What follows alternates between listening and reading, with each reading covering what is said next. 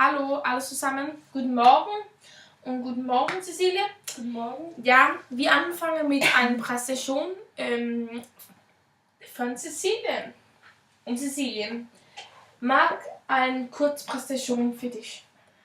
Ja, ich heiße Cecilie, ich bin 17 Jahre alt.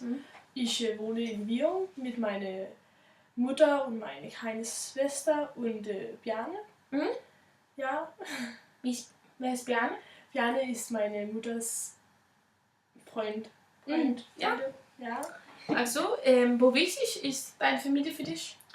Meine Familie ist sehr wichtig für mich, weil sie stützen mir und ich bin sicher in meinem Hause und ich liebe meine kleine Schwester zu lachen mit.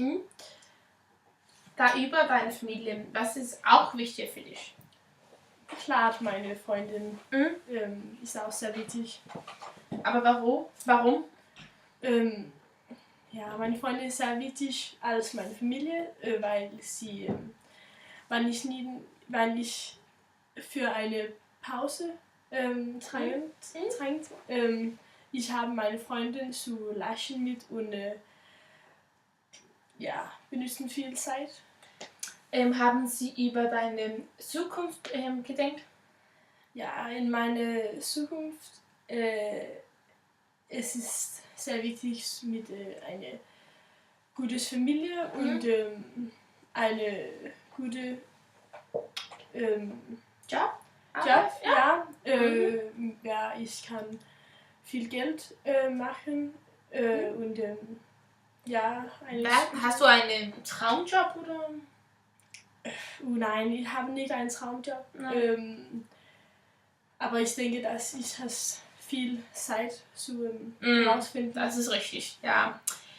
Haben Sie denkt über deine Familie in ferner Zukunft? Ja, es ist sehr wichtig zu haben eine gute Familie mit wie schützen mich.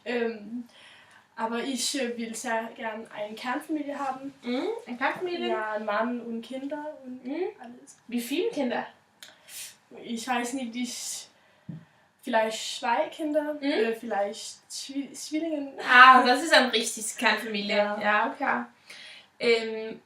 Wo wollen Sie leben? In Dänemark oder? Ja, ich denke, dass ich will in Dänemark leben, in einer Provinzstadt als diese. Ja. In Virum oder? Vielleicht nicht in Virum, aber in die Nähe. In der Nähe von Kopenhagen. Ja. Okay. Ach so. Aber vielen Dank, Cecilia. Und ja, bye.